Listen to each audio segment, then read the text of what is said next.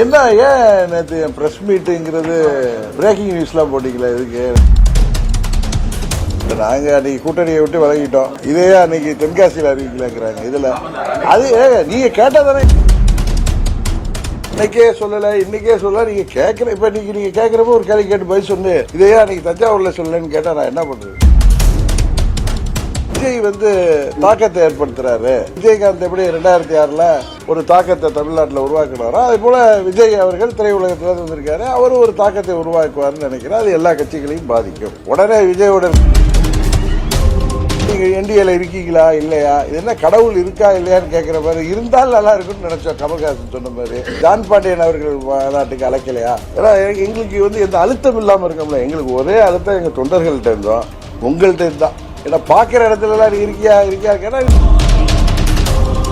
ஆணவம் அகங்காரம் இதெல்லாம் மேல ஏறி துரோகம் தலைவிரித்து ஆடுகிறது, பேயாட்டம் போடுது. சொன்னா இல்லையா? இதுக்கு மேல விட்டா அந்த துரோகம் போய் ஊரா அடிக்கிற அந்த பேயாட்டம் என்னமோ அது நியாயப்படுத்தி பேசுறது. இது திருந்தாது, வாய்ப்பே இல்லை, வெளியேறும். இதனால ஹாலிடேஸ்னாலே அது நம்ம GT Holidays தான். GT Holidays, South India's #1 travel brand. You know you are special when you're with GT Holidays. Aachi royal gulab jamun packs, ஒன்று வாங்கினால் ஒன்று இலவசம். குறைந்த விலை, நிறைந்த தரம், தங்கள் தேவைகள் அனைத்தும் ஒரே இடத்தில். ஜெயச்சந்திரன். என்ன ஏன் நேற்று பிரஸ் மீட்டுங்கிறது பிரேக்கிங் நியூஸ்லாம் போட்டிங்களா? இதுக்கு எனக்கு தெரியல. நான் எப்பயும் டேவிட் கேட்பாரு, இந்த முறை ஜனநாயகம் ஃபோன் பண்ணி பார்க்கணும்னு கேட்டாங்க. சரி நாளைக்கு வர சொல்லுப்பா, நீங்க எப்ப கேட்டாலும் நான் மறுக்க மாட்டேன். அதை அதுக்கு பயங்கர ஹைப்லாம் கொடுத்தீங்களே, ஒன்றும் பெருசா ஒன்றும் விஷயம் இல்லையே அப்படிங்கிறது தான் கேட்டேன். சார் நாங்க சும்மா 2% கட்சி சார், எங்கிறதா நீங்க பெருசாவே எடுத்துக்காதீங்க. நாங்க என்ன பண்ண போறோம்? நிறைய பேர் சொல்றாங்கல்ல ஊடகங்கள்லாம் 2% RK நகருக்கு அப்புறம் ஜெயிக்கல, அவரெல்லாம் பெருசா எடுத்துக்க வேணாம்னு பேசுறவங்க எல்லாம். இப்ப நாங்க அன்னைக்கு கூட்டணியை விட்டு விலகிட்டோம்.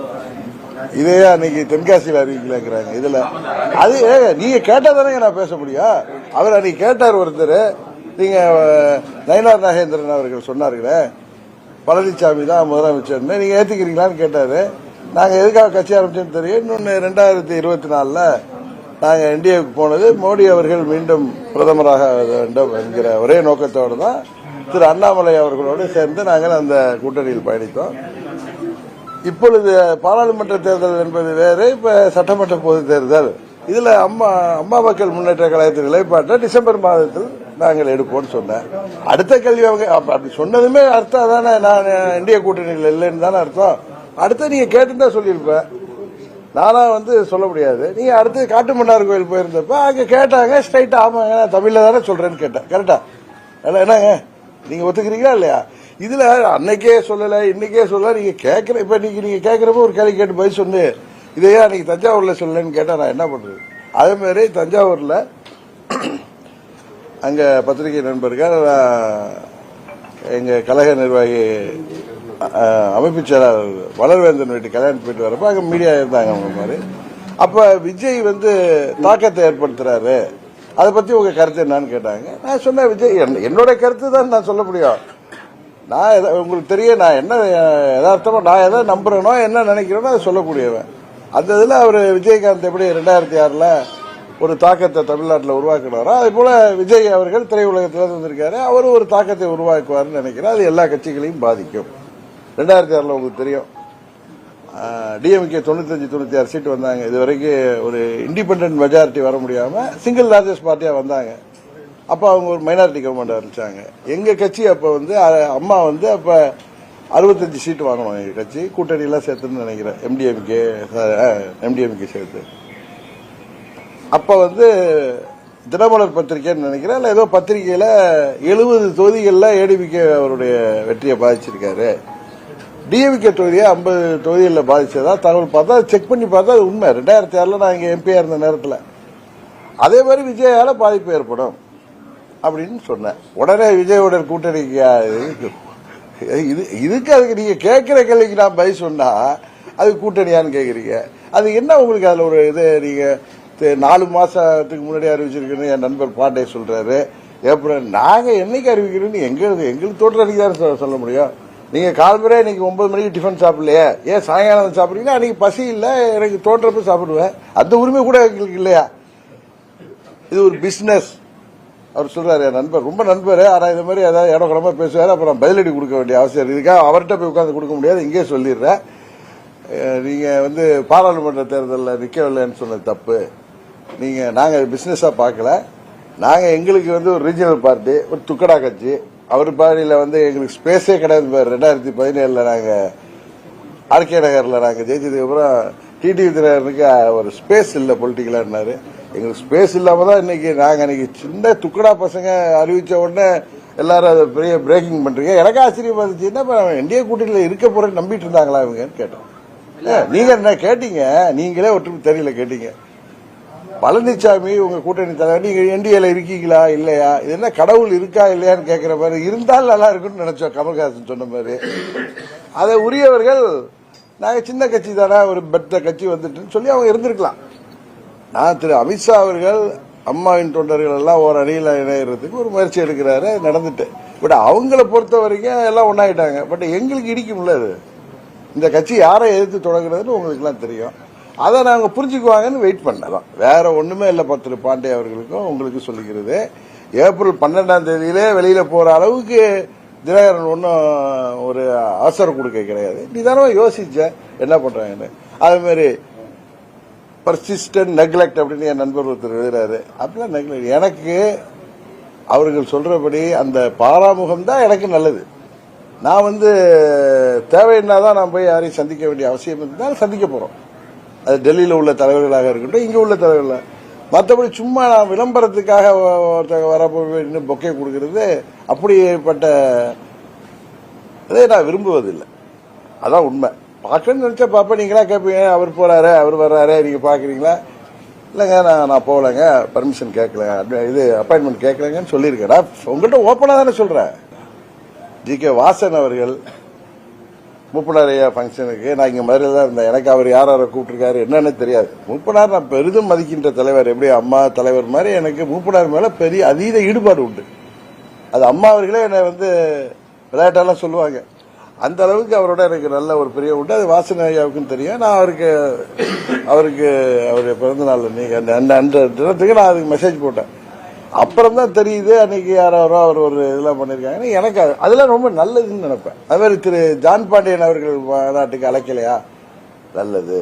ஏன்னா எங்களுக்கு எந்த அழுத்தம் இல்லாம இருக்கோம்ல. எங்களுக்கு ஒரே அழுத்தம் எங்க தொண்டர்கள்ட்ட இருந்தோம், உங்கள்கிட்ட இருந்தான். ஏன்னா பாக்குற இடத்துல எல்லாம் நீ இருக்கியா கேட்டா நயினார் நாயந்திரனை போய் கேளுங்கன்ட்டு போனேன். கரெக்டு தானே, சொல்ல வேண்டியவர்கள் அவர்கள். அது மாதிரி சரி நம்மள சின்ன கட்சின்னு நினைச்சிருக்கலாம் திரு நயினார் நாகேந்திரன்.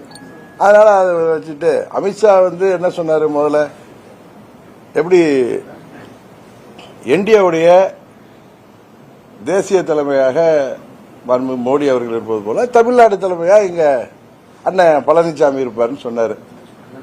ஆமா, நம்ம அண்ணன் பழனிசாமி அண்ணன் தானே அவரு. பிடிச்சாலும் பிடிக்கலாலும் நீங்க அண்ணன் தான், தம்பி தானேங்க எனக்கு. அது மாதிரி அண்ணன் பழனிசாமி இருப்பாருனாரு. அது மாதிரி தேசிய ஜனநாயக கூட்டணி ஆட்சி அமைக்குன்னு சொன்னாரு. மறுபடியும் பத்திரிகைகள் எனக்கு தெரிஞ்சு தந்தி, தினமலர் பத்திரிகைகளுக்கு கூட்டணி ஆட்சி அமைக்கும், அப்பொழுது அதிமுகவை சேர்ந்த ஒருவர் முதலமைச்சராக இருப்பார் சொன்னாரு. கரெக்டா? அதுக்கு நீங்க ஒவ்வொன்றும் ஒவ்வொரு அர்த்தம் சொல்லிட்டு இருக்கலாம். நான் வெயிட் பண்ணி பார்த்தேன். திரு பன்னீர்செல்வம் ஓபிஎஸ் மேட்டர்ல யார் அவர் வெளியேறுவதற்கு காரணமானவர்களோ அவர்கள் பேச வேண்டும் பலமுறை உங்க முன்னாடி சொன்னேன். வெயிட் பண்ணி பார்த்தேன், இல்ல. நானும் நண்பர் ஓபிஎஸும் இணைந்து செயல்படுவோம்னு 2 வருடங்களுக்கு முன்பே முடிவு எடுத்தோம். அவர் எப்படி இருப்பாரு?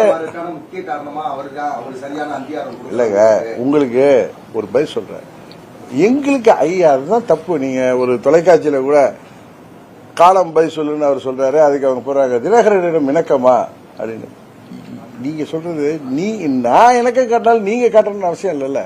அதே மாதிரி எங்களுக்கு தேவையில்லை ஒருத்தரோட இணக்கமோ. நாங்க எதை எதிர்த்து யாரை எதிர்த்து கட்சி ஆரம்பிச்சோன்னு தெரியும். அதுக்கு நான் எப்படி வெயிட் பண்ணுவாங்க டிடிவி தினகரன்? இது என்ன, எனக்கு ரொம்ப ஆச்சரியமா இருக்கு. அப்படியெல்லாம் போய் எம்எல்ஏ ஆகணும் எம்பி ஆகணும்னு நினைக்கிற கூட்டம் அல்ல எங்கள் கூட்டம். அதை புரிஞ்சுங்க. உங்களுக்கு நீங்க அதுதானே ஜெயிச்சிங்க, இத்தனை தானே உங்களால ஜெயிக்க முடியலையே, ஜெயிக்க முடியல. ஆர்கே நகருக்கு அப்புறம் எங்களுக்கு வெற்றி கிடைக்கல. இன்னைக்கு 26 தேர்தலையும் நாங்கள் தாக்கத்தை உருவாக்குவோம். நீங்க நம்புறீங்களா இல்லையா? அதை கேட்கிறேன். கேளுங்க.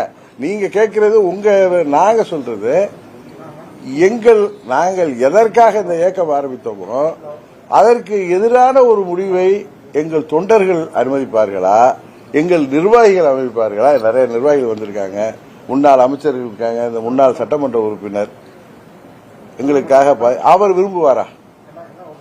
அதே மாதிரி சில பேர் விரும்பக்கூடும் தான் யாரோ ஒரு சிலர். நான் முதலா ஒரு தொலைக்காட்சி பேட்டில் வித் ஆர் வித்தவுட் பழனிசாமி அம்மாவின் தொண்டர்கள்லாம் ஒன்றிணைன்னு சொன்னேன். வித் பழனிசாமின்னா என்ன பண்ணுவீங்கன்னா, நான் தேர்தலில் நிற்க மாட்டேன், ஏன்னா எனக்கு அவரோட அசம்பிளிக்கு போக விருப்பம் இல்லைன்னு சொன்னேன். ஏன் அதை சொன்னேன்னா, எங்க கட்சியில என்னோட பயணிப்பவர்களுக்கு யாருக்காவது சட்டமன்ற பொது தேர்தலில் நாம் தேசிய ஜனநாயக கூட்டணியில் இருக்கோம், அப்ப நாங்க இருந்தோம், அப்ப பழனிசாமி இல்ல, போட்டியிடணும்னு ஆசை இருந்தா அதை தடுக்கக்கூடாது.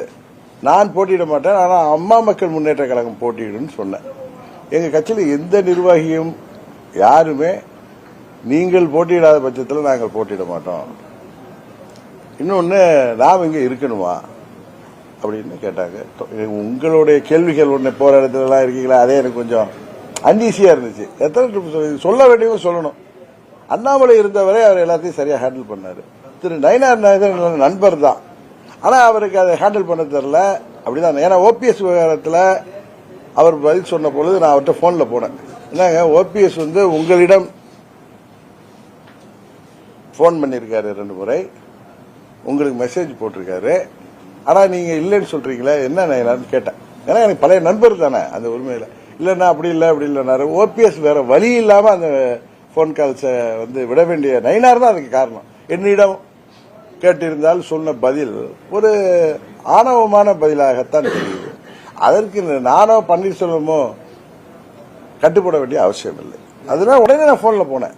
ஏன்னா பன்னீர்செல்வம் ஓபிஎஸ் முதல் நாள் நான் இங்கதான் இருந்தேன், எனக்கு போன் பண்ணி சொன்னார், மாண்புமிகு பிரைம் மினிஸ்டர் எங்க தூத்துக்குடி வந்த அன்னைக்கு, சார் இது மாதிரி இருந்துச்சுன்னு சொன்னார். நான் விட்டுட்டேன். இவர் பதில் சொன்னார்ல, என்னிடம் கேட்டிருந்தால் சொன்னப்ப நான் உடனே போன்ல போனேன். என்ன இப்படி சொல்றீங்க அவர் கேட்டார். இல்லைன்னாரு. இவர் திரும்ப திரும்ப அதில் நின்னதும் பன்னீர்செல்வம் அவர்கள் அந்த இதெல்லாம் அது உடனுங்கிற அவசியம், இவர் பதில் சொன்னதுனால வேற ரொம்ப நாகரிகமானவர். அவர் நயினாருங்காரர் இல்ல, யாருங்காரர் இல்ல, எங்க தொண்டர்களும் தான் காரணம். ஏன்னா அவங்க யாரும் விரும்பல. நான் சொல்றது, நான் 4 மாதங்களுக்கு முன்பே முடிவெடுக்கவில்லைன்னு கேட்கிறப்ப நம்ம ஒரு கூட்டணியில் வந்துட்டோம். மாண்புமிகு அமித்ஷா அவர்கள் கூட்டணி மந்திரி சபை என்று சொல்கிறார்கள், கரெக்டா? பாஜக இடம்பெறுங்கிறாரு. அதே மாதிரி முதலமைச்சர் யார் என்பதை நாங்க அதிமுக சேர்ந்த ஒருத்தருங்கிறார். எங்களுக்கு அதிமுக சேர்ந்த ஒருத்தர் இருக்கிறதுல எங்களுக்கு எந்த பிரச்சனையும் இல்லை. ஏன்னா அங்க உள்ள யார் மீதும் எங்களுக்கு வருத்தம் இல்லை. ஏன்னா ஒரே ஒரு நபர் தான், அவரோட சேர்ந்த ஒரு சிலர் தான், அவர்களை எதிர்த்து தான் இந்த இயக்கம் ஆரம்பிக்கப்பட்டது. கேளுங்க கொஞ்சம் பேசிடுறேன். நீங்க அதெல்லாம் அடுத்த கேள்விகள் இருக்கட்டும். ஒரே ஒரு சிலரை எதிர்த்து தான் அவர்களை திருத்துவார்கள் என்று நினைத்தேன்னு சொன்னேன். அன்னைக்கு காட்டுமன்னார்ல யார் திருத்தணும்? அந்த தொண்டர்களும் அங்குள்ள நிர்வாகிகள் இல்ல, அவர்களே கூட திருந்துவார்கள் அப்படியான்னு பார்த்தேன். அதுக்கான கேப் தான் அந்த 4 மாசம். ஆணவம், அகங்காரம் இதெல்லாம் மேல ஏறி துரோகம் தலைவிரித்தாடுகிறது, பேயாட்டம் போடுது சொன்னா இல்லையா? ஊரா போய் அது போடுகின்ற கூச்சல் என்னமோ நாம் அமைதியா இருக்கின்ற பட்சத்தில் இது எதுவோ அது தன்னை நியாயப்படுத்துவத நாம் ஆமோதிப்பது போல் ஆகிவிடக்கூடாது. அதனால் எங்கள் தொண்டர்கள் கொதித்தெழுந்த பொழுது நான் அமைதியாகவே போயிட்ட, பொறுமையா இருங்க. நிர்வாகிகள்ட்ட பேசியிருக்கேன். இவரெல்லாம் சீனியர். 2000 அம்மா காலத்தில் மாவட்ட பேரச்செயலாளர் சேர்மனா இருந்தவர் ஒட்டன்சத்திரம், கரெக்ட் தானே? இப்ப எங்க கட்சியுடைய மாவட்ட செயலாளர், திண்டுக்கல் மாவட்ட பொறுப்பாளர், இது போன்ற நிர்வாகிகள் எல்லாம் என்கிட்ட பேசுவாங்க. அப்ப பொறுமையா இருங்க, அவசரப்படுவோம், நம்ம டிசம்பர்ல முடிவெடுப்பேன்னு சொன்னேன். ஆனா இது அது அவர்களால் பொறுக்க முடியாது போல இருக்கு. ஏன்னா எங்களுக்கு தொண்டர்களுடைய பிரஷரும் எங்க நிர்வாகிகளுடைய பிரஷரும் எனக்கு தாங்கல. சரி, இதுக்கு மேல விட்டா அந்த துரோகம் போய் ஊரா அடிக்கிற அந்த பேயாட்டம் என்னமோ அது நியாயப்படுத்தி பேசுறது, இது திருந்தவே திருந்தாது, வாய்ப்பே இல்லை, வெளியேறும். இதனால இதுக்கு வேற காரணமோ, நீங்கள் யோசிக்கிற வேற அரசியல் காரணமோ, இல்ல அதுக்கு போயிடலாம் இதுல பேசிட்டாரு அப்படிங்கறதெல்லாம் கிடையாது. நாங்கள் இந்த இயக்கத்தை ஆரம்பித்தது எங்களை நம்பிதான், எங்கள் தொண்டர்களை நம்பிதான். எவ்வளவு பின்னடைவுகளையும் தாண்டி யாரோ விலைக்கு வாங்கப்பட்ட பிறகும் கூட இந்த இயக்கம் எங்கள் தொண்டர்களால் சிறப்பாக வழிநடத்தப்படுகிறது. அதனாலதான் நினைக்கிறேன் எங்களது தாக்கம் இருக்கும் என்பதை நீங்கள் உணர்ந்திருப்பீர்கள் என்று நினைக்கிறேன். இதுக்கு நயினார் காரணமா இல்லை, இந்த கூட்டணியை அமைத்தவர்கள் காரணமா இல்லை. ஏன்னா அவங்களுக்கு ஒரு பெத்த கட்சி வந்துட்டு அப்படின்னு நினைக்கிறப்ப நம்ம தேவையில்லைன்னு நினைக்கலாம். அவர்கள் எதையெல்லாம் சரி செய்து எல்லாரையும் சரி, பன்னீர்செல்வம் அவர்கள் சொல்வது போல, மற்றவர்கள் சொல்வது போல, அண்ணன் செங்கோட்டையன் சொல்வது போல, அவர் அன்னைக்கு சொல்லலையே இன்னைக்கு சொல்லன்னு கேக்குறீங்க. அவரவர்களுக்கு ஒரு காலம் வர்றப்ப, ஒரு நேரம் வர்றப்பதான் யோசிப்பாங்க.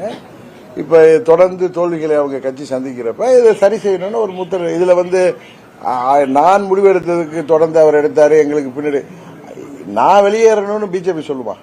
இப்படி ஒரு ஸ்டண்ட் அடிங்கன்னு சொல்லுமா? இல்ல நீங்களா உட்கார்ந்துக்கிட்டு ரூம்ல உட்கார்ந்துக்கிட்டு நீங்களா உங்களுக்கு உங்கள் அறிவை பயன்படுத்தி அனுபவத்தை பயன்படுத்தி ஒன்னெல்லாம் கணக்கு போடாதீங்க. சரி சார், என்னுடைய முடிவுங்கிறது நான் எடுத்தது வேற, அவருடைய முடிவுங்கிறது வேற. இன்னொன்னு சொல்ல போற, நாங்க எதையும் ரொம்ப ப்ரீ பிளான்லாம் கிடையாது.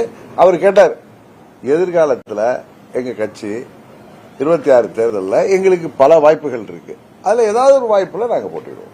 இதுவா அதுவாங்கிறது இன்னும் உண்மையா எனக்கு தெரியாது. பல வாய்ப்புன்றது சார், இப்ப நீங்க சொல்ற மாதிரி அதிமுக அது அந்த கேள்வி எல்லாம் நீங்க எல்லாம் அதான் உங்களுக்கு கொடுத்துட்டேன். நீங்க தான் உங்களுக்கு டிபேட் நடத்துறதுக்கோ, உங்களுக்கு சோசியல் மீடியால அடிக்கிறதுக்கோ இல்லங்க. அது உங்களுக்கு அதெல்லாம் தாண்டி ஆப்ஷன்லாம் இருக்கலாம் சார். நீங்க உங்க அறிவுக்கு யோசிக்கிறீங்க, நீங்க இந்த ஹைட்ல இருந்த இதுக்கு மேல நின்று யோசிக்கலாம்ல. பொறுத்து இருக்கிற சார். டிசம்பர் மாதத்துல இந்த முறை நான் பல முறை சொல்றேன், நீங்க அதான் அம்மா மக்கள் முன்னேற்ற கழகம் உறுதியாக வெற்றி முத்திரை பதிக்கும்.